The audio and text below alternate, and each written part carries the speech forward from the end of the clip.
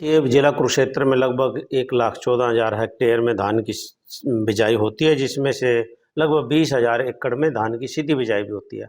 और इस समय धान की सीधी बिजाई भी जोरों पर है और रोपाई का कार्य भी साथ-साथ जोरों पर है।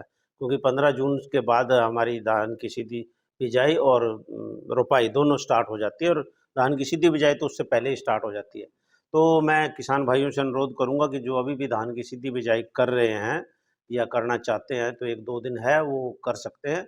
उसमें अपने खेत को बिल्कुल समतल कर लें कंप्यूटर करा से, गोड़ी से, और 2 तरीके से इसकी बिजाई करें, एक तो तरबत्तर में या सूखे में। तरबत्तर में तो खेत को अच्छे से 2-3 बार जुताई करने के उपरांत वो आप उसमें जो सिंचाई कर दें, और जैसे ही बत्तर आता है उसमें आप बिजाई कर सकते हैं।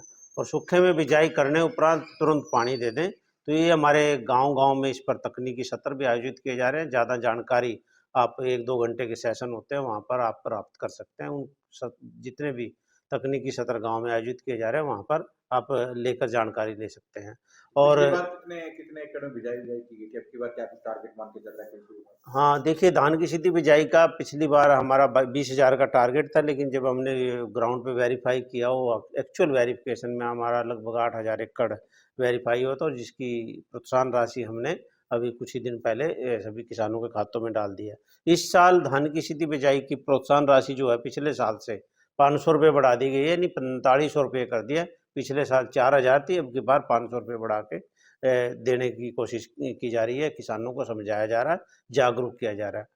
मेरा आप सबके सभी किसानों से अनुरोध है कि वो हमारे पोर्टल पर इसका पंजीकरण कराएँ समय रहते।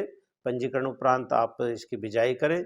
सत्यापन उपरांत ₹4500 प्रति एकड़ आपके खातों में डाल दी जाएगी। यदि किसान भाई एक बार-बार कृषि विभाग पे आरोप लगाते हैं कि धान की सीधी बिजाई के लिए नहीं मशीन नहीं मिल पाती, जबकि कृषि विभाग क्या कर रहा है इसके लिए? देखिए, 50 मशीनें हमारे पास उपलब्ध हैं जिला कुरुक्षेत्र में इस समय धान की सीधी बिजाई के लिए, और एक मशीन लगभग 10 से 12 एकड़ प्रतिदिन बीज से देती है, आराम से। वो किराए पे चल रही है, बहुत से किसान हैं स्पेशली यही काम कर रहे हैं। 2 मशीनें हमारे पास भी उपलब्ध हैं, यदि किसी को चाहिए तो ट्रैक्टर लेके हमारे से भी ले सकते, वो भी फील्ड में इस समय चली हुई है।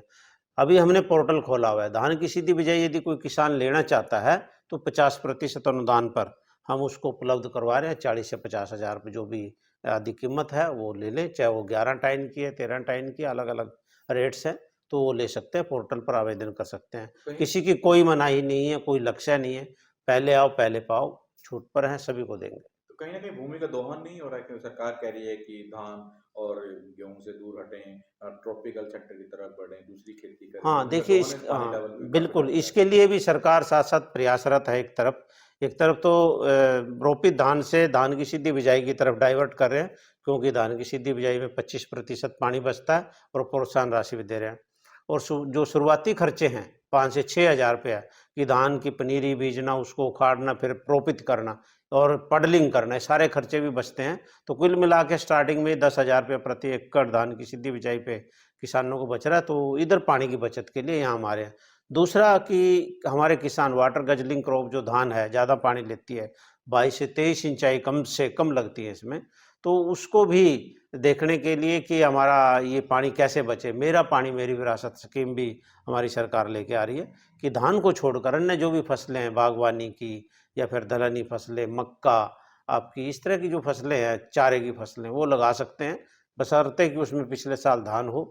उस धान को हमने रिप्लेस करना है उस किला नंबर में, तो उसके लिए भी 8,000 रुपया प्रति एकड़ सरकार द्वारा एक प्रोत्साहन राशि दी जा रही है। यदि किसान का खेत खाली भी रखना चाहता है वो किसी वजह से, तो भी ये छूट मिलती है। कहीं न कहीं भूमि दोहन लगातार हो रहा है, वाटर लेवल भी डाउन हो जा रहा है। हाँ, देखिए, किसान छोड़ना नहीं चाहता अपने खेतों को, लगातार समझाया जा रहा है कि जो भी रेनी सीजन से पहले समर आती है, तो उसमें आप सनबाथ ज़रूर कराएँ खेतों को, ताकि जितने भी फंगस है इत्यादि वो सब खत्म हो जाएँ, और ज़मीन अच्छे से उसके पोर्स खुल जाएँ, और जैसे बरसात आएगी पानी पीना शुरू करें। लेकिन कुछ पॉकेट्स है हमारी, जो कि वेजिटेबल पॉकेट्स हैं, वहाँ पर किसान 3-3 फसलें लेने की कोशिश करता है। इसलिए भूमि का ज़्यादा से ज़्यादा दोहन हो रहा है। फिर भी किसानों को बताया जा रहा है, समझाया जा रहा है लगातार, कि वो फसल विविधीकरण ज़रूर अपनाएँ। एक ही फसल न लें एक ही खेत में, और बदल-बदल के लें, ताकि आपकी भूमि का स्वास्थ्य भी ठीक रहे, उसकी उपजाऊ शक्ति भी बनी रहे, और पानी का जो रिचार्जिंग है, वो बारिश बारिश के समय वो भी समय पर होती है। धान का कटोरा कहा जाता है कुरुक्षेत्र को, क्या मानते हैं कहाँ ज्यादा लगती है धान लाडवा में? देखिए हमारा ये जो पेवा, थानेश्वर और ये जो बेल्ट है इसमें ज़्यादा लगती है।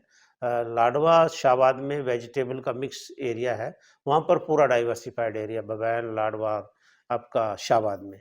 तो वहाँ पर भी प्रोपोर्शनली लगती है लेकिन 60% एरिया में लगती है, बाकी में दूसरी फसलें भी होती हैं।